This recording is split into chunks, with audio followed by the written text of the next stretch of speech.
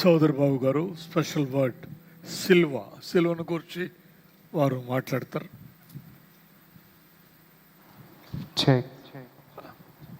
ఆ తర్వాత special song Monica SBI. Praise the lord.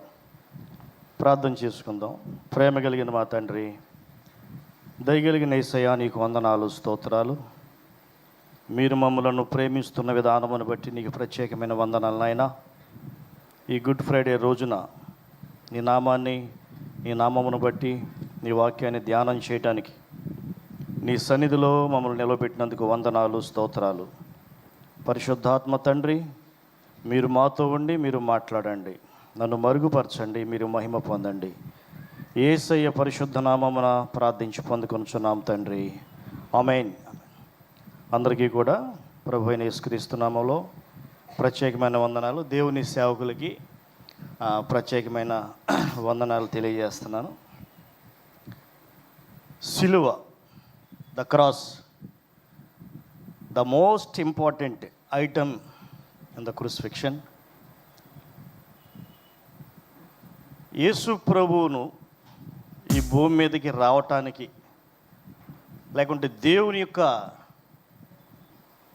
చిత్తాన్ని ఈ భూమి మీద నిర్వర్తించే క్రమంలో సిలువను ఒక ఆయుధంగా దేవుడు వాడుకున్నాడు. సిలువ గురించి చెప్పాలని పాస్టర్ గారు నేను చెప్పినప్పుడు, సిలువలో ఇది ఒక చెక్క ఐటమ్ అంతే. దాని లెంత్తో కానీ, దాని విడ్త్తో కానీ, దాని వెయిట్తో కానీ, దాని MOCతో కానీ నేర్చుకుంటే తప్పులేదు, కానీ అవసరంలా. నేర్చుకోవలసింది ఒకటి ఉంది. అదే మన ప్రభు అయిన యేసుక్రీస్తు కొలస్సీ 2:15 అక్కడ రాసి పెట్టాడు.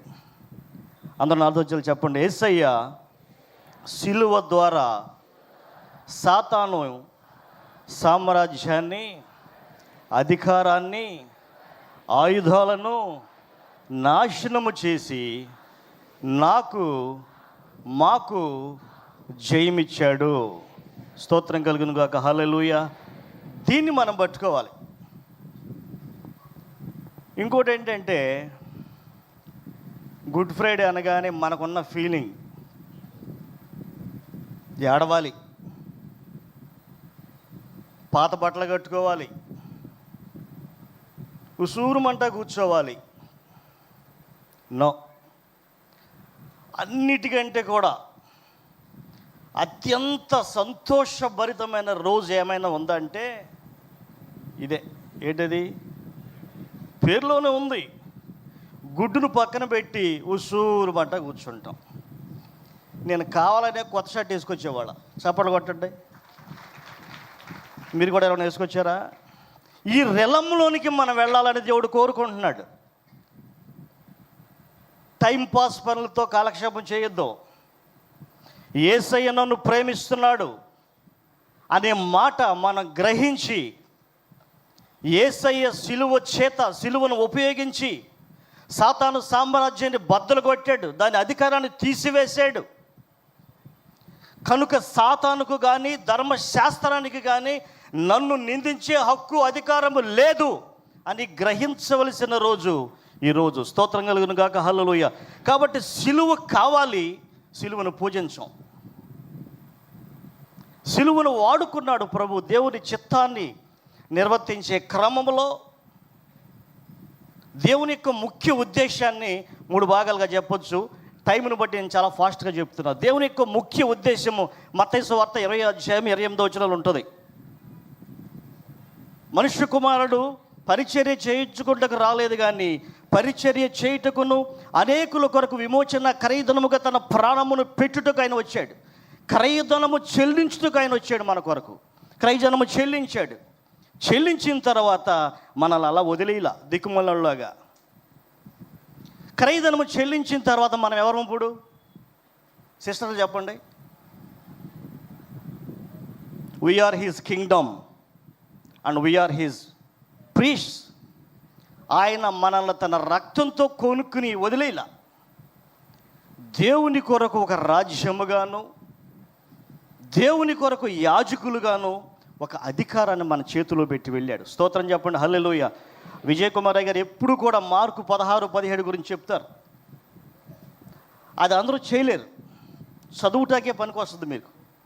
కానీ ఎవరైతే ఈ రిలములోనికి వెళతారో దే కెన్ డూ మిరాకిల్స్. ఆమేన్, హల్లెలూయా. ఆ రిలములో నీవు నేను ఉండాలని ప్రభు కోరుకుంటున్నాడు. అలాగే ప్రకటన గ్రంథం 5:10 చూస్తే అక్కడ కూడా ఒక ప్రత్యేకమైన మాట యేసయ్య చదువుతారు ఎవరన్నా? 5:10 చివరి మాట, వారు భూలోకమందు ఏలుదురు. ఎవరు ఏలేదు? ఇప్పుడు భూలోకాన్ని ఏలవలసింది నువ్వు నేనే, భూలోకాన్ని శాసించవలసింది నీవు నేనే, కమాండ్ చేయవలసింది నీవు నేనే, రూల్స్ పాస్ చేయగలిగింది నీవు నేనే. మరి వాళ్ళే ఏడిస్తే there is no meaning at all. But come to the next level, what Jesus is expecting from you and me. సిలువను ఏదో ఒక అలంకరణ వస్తువుగా తీసుకోవద్దు. అది చాలా విలువైందిగా దేవుడు తన ప్రణాళికలో చేసి చూపించాడు. కాబట్టి మన లెవెల్స్ అన్నీ మారుతూ వెళ్ళాలి. ప్రార్థించే విషయంలో, పాటలు పాడే విషయంలో, ప్రభుతో గడిపే విషయంలో న్యూ రిలమ్స్లోకి మనం వెళ్ళిపోవాలి. సిలువ గురించి కూడా కొంతమంది పాటలు పాడతారు. ఏమని? సిలువే పాండే వచ్చుగా. ఇప్పుడు అది కరెక్టా కాదా? సిలువ ఎక్కువ, సిలువ మీద రక్తాన్ని చిందించిన ప్రభు ఎక్కువ. కాబట్టి గుడ్డి భక్తిలో మనం ఉండొద్దు. We are the rulers. Doctor YS Rajasekhara Reddy garu ముఖ్యమంత్రి అయిన తర్వాత 108 పెట్టాడు. 108 దాని మర్మం ఏంటో తెలుసా? మత్తయి సువార్త 10:8 చాలేక దేవుని కృపలో మనం ఉన్నప్పుడు, సిలువ శక్తి చేత మనం నింపబడుతున్నప్పుడు, యేసయ్య నన్ను ప్రేమిస్తున్నాడని మనం చెప్తున్నప్పుడు నలుగురు వింటారు. అధికారులు, ప్రధానులు, అంధకార సంబంధమైనటువంటి లోకనాథులు, ఆకాశ మండలములో సంచరిస్తున్నటువంటి దురాత్మల సమూహాలు, దే లిజన్. ఆమేన్, హల్లెలూయా. కాబట్టి గట్టిగా ఒకసారి చెప్తాం, యేసయ్య నన్ను ప్రేమించుచున్నాడు. ఇప్పుడు మీరు చెప్పండి. దేవుడు ఈ మధ్య మాకు కారు ఇచ్చాడు, కొత్త కారు. దీని వెనక చాలామంది ఏం చేస్తారంటే ఇంటి పేరు లేసేస్తారు. కొడాలనుకోండి, కొడాలీస్ అలా. ఇంకా కొంతమంది రేషన్ కార్డులో పేర్లన్నీ. నేను అడిగా, ప్రభు ఏం చేయాలా? ఇది చెప్పాడు నాకు యేసయ్య, జీసస్ లవ్స్ మీ అని వేయించమన్నాడు. అదే వేయించాం. చెప్పట్లని కొట్టరండి మీరు. ఈ రిలంలోనికి మనం రావాలి ప్రియులారా. ఈ రిలంలోనికి వచ్చినప్పుడు దేవుని యొక్క ప్రేమ ప్రణాళిక మన ద్వారా బయటికి రావాలి. ఆ కంట్రోలింగ్ పవర్ మనం తీసుకోవాలి. మనం ఎప్పుడు కూడా పిచ్చోళ్ళలాగా, కొంతమంది ప్రార్థన చేస్తారు. బ్రదర్స్ ప్రేయర్లో ఎన్నోసార్లు చెప్పారు అయ్యగారు, నేను దుమ్ముని ధూళిని అని చేస్తారు. ఇంకా కొంతమంది నేను ఘోరమైన పాపిని ప్రభువా. కొలసీ 2:15 దేవుడు ఏం చేశాడు? అవన్నీ కూడా కొట్టిపడేసాడు. రోత రూపకమైన ఆజ్ఞలన్నీ కూడా తీసి తన రక్తంతో కడిగి కుమారులుగా కుమార్తెలుగా నేను చేస్తే అది నువ్వు అర్థం చేసుకోకుండా ఇంకా దేవా అదొద్దిక. వీఆర్ నో మోర్ పాపులం. మనందరం ఎవరు ఇప్పుడు? గట్టిగా చెప్పట్లేదు మీరు. మనందరం కూడా దేవుని కుమారులమే, దేవుని కుమార్తెలమే. కొలసీ 2:15 ప్రకారంగా ఆ అధికారము నీకు నాకు మనందరికీ ఇవ్వబడింది. ఇది గుర్తుపెట్టుకుని ప్రభువును స్తుతిస్తూ ముందుకు సాగిపోదాం. దేవుని ప్రేమ అని చెప్పాను కదా, దేవుని ప్రణాళిక అని చెప్పాను కదా. ఆ దేవుని ప్రణాళికలో మత్తయి 20:28లో మొట్టమొదటి స్టేజ్ 1 దేవుని ప్రేమ, లేకుంటే దేవుడు మనకి విమోచన క్రయదానాన్ని చెల్లించే ఆ క్రమంలో స్టేజ్ 1 ఏంటంటే ద క్రైస్ట్ బర్త్. ఈ క్రీస్తు పుట్టుకలో మరియమ్మ గారిని ఒక సాధనంగా దేవుడు వాడుకున్నాడు. అందుకనే మరియమ్మ గారిని మనము గౌరవిస్తాం కానీ పూజించం. మీకు అర్థమవుతుందా? స్టేజ్ 2లో క్రైస్ట్ డెత్, క్రీస్తు యొక్క మరణం. ఈ క్రీస్తు మరణములో సిలువను దేవుడు వాడుకున్నాడు. అందుకని సిలువను గౌరవిస్తాము కానీ మనం పూజించము. స్తోత్రం చెప్పండి, హల్లెలూయా. 3 క్రీస్తు పునరుద్ధానము. ఈ క్రీస్తు పునరుద్ధానములో ఎవరు అధికారము లేకుండా, ఎవరు సహాయం లేకుండా ఆయనే మరలా తిరిగి లేచాడు.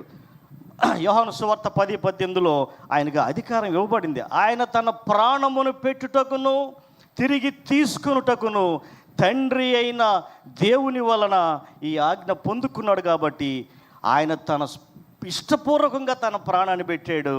ఇష్టపూర్వకంగా తన ప్రాణాన్ని తిరిగి తీసుకుని ఆయన మరలా సజీవుడిగా తిరిగి లేచాడు. దేవునికి స్తోత్రం చెప్పండి, హల్లెలూయా. ఈ రిలములో నీవు నేను ఉండాలా, ఈ కాన్సెప్ట్లో నేను ప్రార్థన చేయాలి, ఈ కాన్సెప్ట్తోనే వాక్యం చెప్పాలి. మనం ఏడ్చి వాళ్ళని ఏడిపించకూడదు. దేవుని సన్నిధి కళాక్షేత్రం కాదు, రంగస్థలం అంతకన్నా కాదు. ఇక్కడ ఫైర్ ఉంటుంది, ఇక్కడ అగ్ని ఉంటుంది. అది పాతన, ఎప్పుడైనా దేవుని సన్నిధిలో అగ్ని ఉంటుంది. That's all. కనుక నా ప్రియమైన దేవుని సహోదరులారా, ఇంకా ఎవరైనా సిలువను గురించి గుడ్డు భక్తిలో ఉంటే ప్లీజ్ కమ్ అవుట్. సిలువ కావాలి, సిలువను పూజించాం, సిలువను గౌరవిస్తాం. దీనివల్ల ఒక ఉపయోగం ఉంది, అది చెప్పి నేను ముగిస్తా. సిలువ అంటే చాలామంది భయం. రాజమండ్రిలో దేవుడు మాకు ఇల్లు ఇచ్చాడు. ఆ ఇంటి ముందు మేము ఒక బొమ్మ పెట్టాం. ఏం బొమ్మ అంటే సిలువ బొమ్మే పెట్టాం. ఈ బెగ్గింగ్ కోసం కొంతమంది వస్తారు కదా, వాళ్ళకి ఎవరు చెప్తారు మనం క్రిస్టియన్స్ అని? అది చెప్పుద్ది. కాబట్టి డైరెక్ట్గా వాళ్ళు వచ్చేసి అమ్మా దేవుని బిడ్డ అని పిలుస్తున్నాడు ఒకరోజు. కాబట్టి దానికి అది ఉపయోగపడుతుంది. కానీ నెక్స్ట్ లెవెల్ మనం తీసుకుని ఆ పవర్ ఏంటో మనం చూపించాలి. అటువంటి న్యూ రెలములోనికి దేవుడు మనల్ని నడిపించి కాపాడును గాక. ఆమేన్. చిన్న ప్రార్థన చేసి ముగిస్తా. ప్రేమ కలిగిన యేసయ్యా, నీకు స్తోత్రాలు, వందనాలు. We thank you for your love. యేసయ్యా, మీరు మమ్మల్ని ప్రేమిస్తున్నారు. స్తోత్రం. కొలసీ 2:15 ప్రకారంగా మా మీద నిందగాను అపరాధాలు ఉన్నప్పటికీ కూడా, ఆరోపణ ఉన్నప్పటికీ వాటిని కొట్టివేసావు. ధర్మశాస్త్రం ఏదైతే చేయలేకపోయిందో, చేతులు ఎత్తేసిందో ప్రభువా, మీరు చేసి చూపించి మాకు విడుదలిచ్చి ఇంకెవరూ కూడా మమ్మల్ని నిందించకుండా నీ బిడ్డలుగా మమ్మల్ని చేసావు. నీకు వందనాలు. ఈ కృపలో మేము బ్రతుకుతూ నేను గణపరిచే కృపను దయచేయమని, నమ్మకంగా జీవించే కృపను గ్రహించమని యేసు నామమున ప్రార్థించి పొందుకొనుచున్నాం తండ్రి. Amen. Amen. Thank you. Special song